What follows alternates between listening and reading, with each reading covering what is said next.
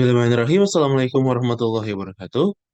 Perkenalkan, nama saya Rifki Rahmadi Hairul-Ihsan sebagai perwakilan dari kelompok 2 yang akan menjelaskan hasil review makalah kami yang berjudul Characteristic of Skin Deposition of Itraconazole Solubilized in Cream Formulation. Terdapat anggota kelompok 2 yaitu yang pertama Daryana Julianti, Anissa Kansa, Belinda Nur, Nazila Alifah, Debbie Dwi, Muhammad Kifari, Rifki Rahmadi, Muhammad Rahman Alfianuddin, dan Muhammad Yafalen. Kemudian ini adalah topik pembahasan pada review kali ini. Yang pertama ada pendahuluan dan material, metode, hasil, dan kesimpulan. Kemudian ada diskusinya juga seperti itu. Oke, untuk pendahuluan, jadi si itraconazole ini adalah suatu agen anti jamur yang bekerja pada bagian lapisan kulit stratum corneum, dermis, dan epidermis. Lalu si itraconazole ini tuh harus diantarkan melalui krim yang formulasinya itu minyak dalam air. Kemudian kita itu melancang basis krim minyak dalam airnya itu untuk meningkatkan kelarutan itraconazole dalam berbagai eksipien. Sehingga didapatkan kapasitas solubilitas yang lebih tinggi untuk itraconazole. Jadi si krimnya itu akan lebih baik menghantarkan itraconazole ke titik kerjanya dibandingkan dengan campuran fisik. Lalu ini adalah material dan bahan yang kita gunakan. Lalu untuk metode pengujiannya itu dimulai dari pengukuran itraconazole dalam eksipien untuk formulasi krim. Jadi karena itraconazole ini dapat larut dalam berbagai eksipien seperti minyak, pengemulsi, ester, gliserol dari asam lemak dan alkohol, maka cara pengukurannya itu yang pertama dengan eksipiennya itu dipanaskan pada suhu 80 derajat Celcius selama 1 jam. Lalu campurannya itu setelah dipanaskan selama 1 jam itu didinginkan dalam suhu ruangan, yaitu sekitar 22 derajat Celcius, dan disaring melalui 0,45 mikrometer filter nilon untuk memisahkan itraconazole yang tidak larut. Kemudian filter diencerkan dengan metanol dan dilakukan uji dengan HPLC. Ini adalah hasil kelarutannya.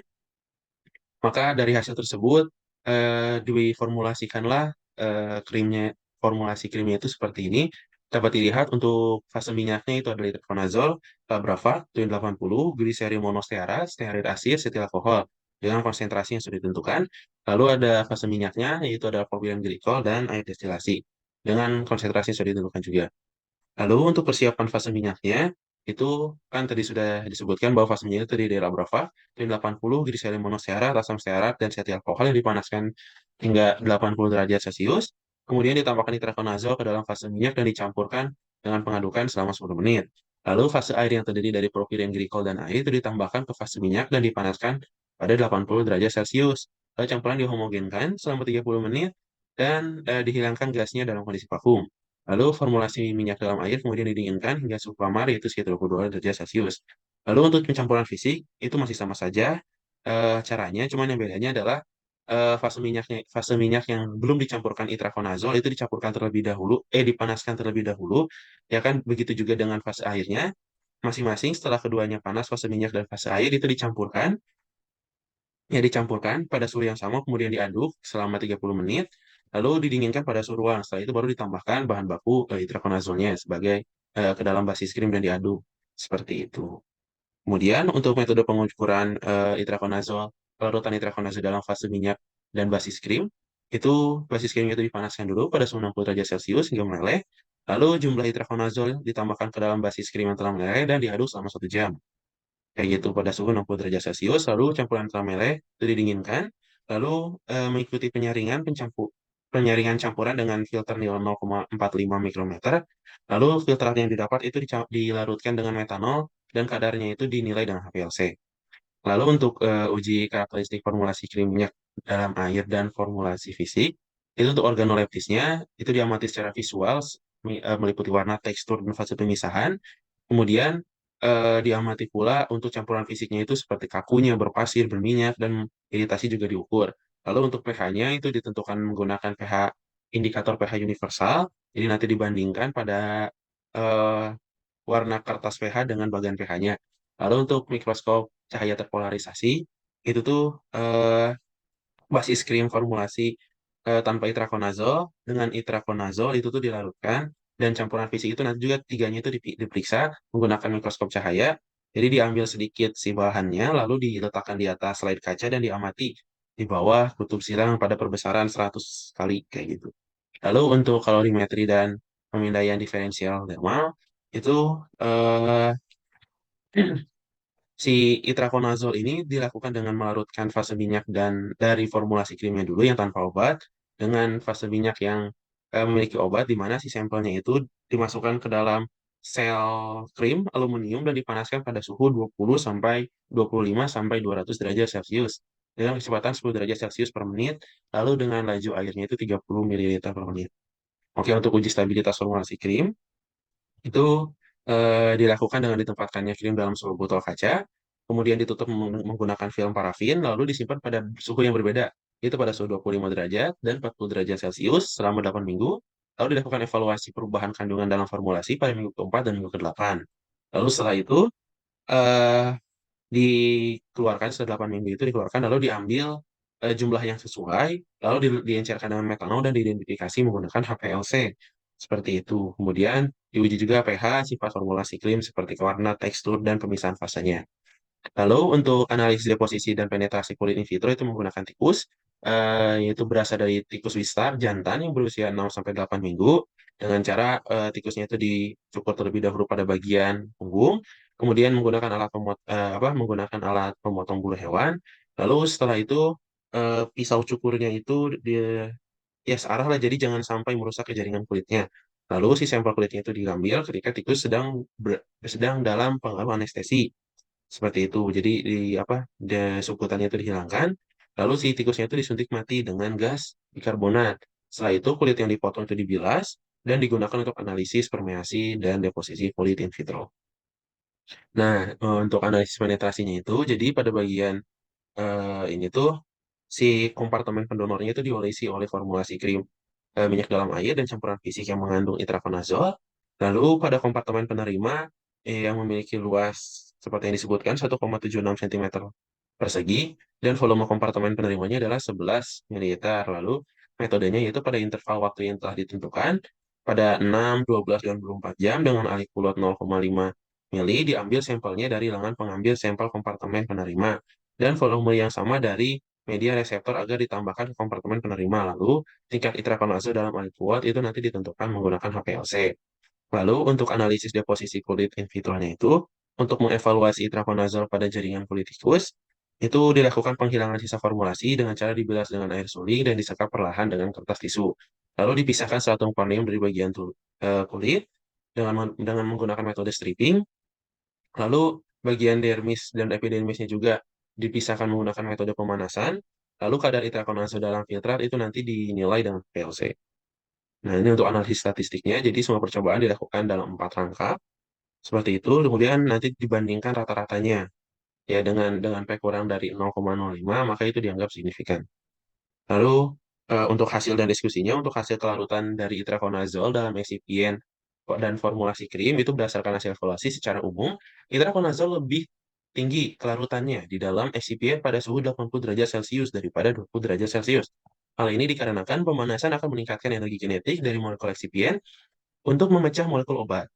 Kemudian, untuk hasil dari karakteristik organoleptis dari formulasi krim dan pencampuran fisik, yaitu untuk formulasi krim sendiri itu berwarna putih dan buram, serta bentuknya halus dan bertekstur semi-solid. Lalu, pada krim itu tidak terdapat partikel apapun yang menandakan bahwa zat aktif itraconazole ini telah larut dengan sempurna. Lalu, si formulasi krim ini juga mudah disebarkan pada kulit. Eh, itu bisa dilihat dari saat dioleskan pada kulit itu selama 2 menit tidak terlihat adanya penampakan tekstur yang tidak diinginkan seperti berminyak dan lengket. Lalu formulasi juga mudah untuk dicuci.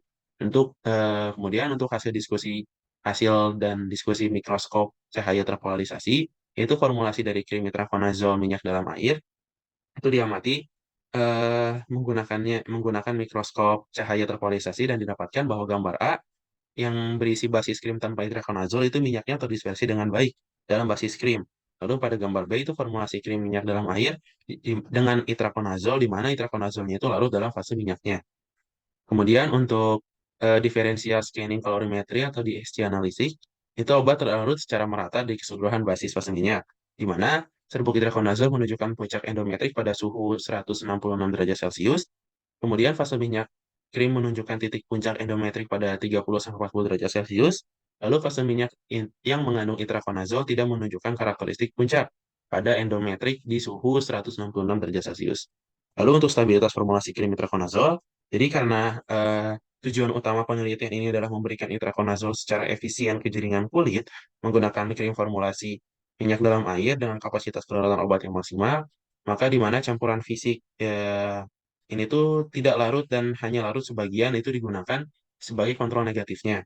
Lalu analisis ini tuh menggunakan kulit tikus karena kulit tikus itu memiliki kelebihan seperti permeabilitasnya rendah, penanganannya mudah, dan harganya yang murah. Lalu untuk hasil stabilitasnya itu, pada stabilitas itraconazole yang tergabung dalam formulasi krim yang dievaluasi selama 8 minggu pada suhu 25 dan 40 derajat Celcius, itu tidak mengalami fase pemisahan ya selama periode pengujian. Kemudian pH serta karakteristik organoleptis dan tekstur sediaan krim juga tidak menunjukkan perubahan yang signifikan. Dilihat dari bagannya ini teman-teman, jadi nggak ada perubahan yang terlalu signifikan pada minggu pertama, minggu keempat, ke-8.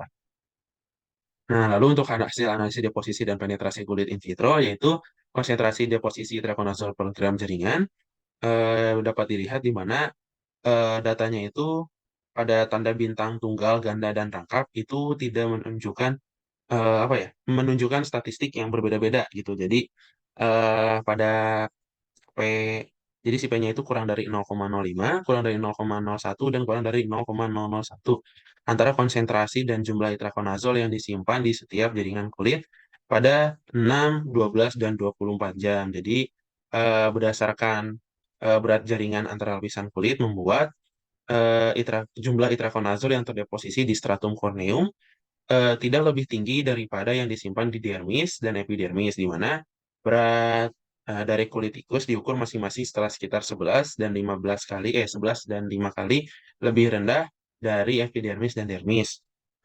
Seperti itu. Kemudian untuk yang pada grafik ini, pada grafik A dan B, itu tuh tersimpan stratum corneum dan dermis pada poin A dan B.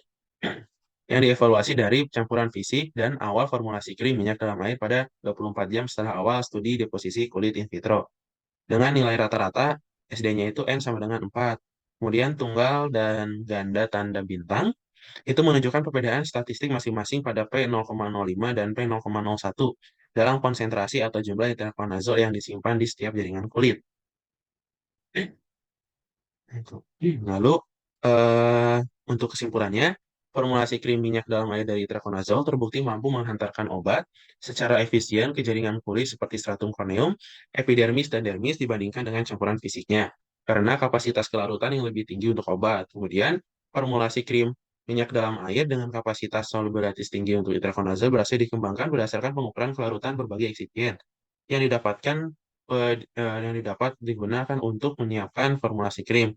Lalu, formulasi krim minyak dalam air dari itraconazole menjanjikan untuk pengobatan mikosis kulit yang disebabkan oleh dermatovita dan ragi yang berpenetrasi ke stratum corneum dan jaringan yang lebih dalam seperti epidermis dan dermis.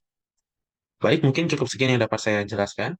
Semoga ilmunya bermanfaat. Apabila ada yang ingin ditanyakan, boleh ditanyakan pada kolom komentar. Terima kasih. Mohon maaf apabila salah kata. Wassalamualaikum warahmatullahi wabarakatuh.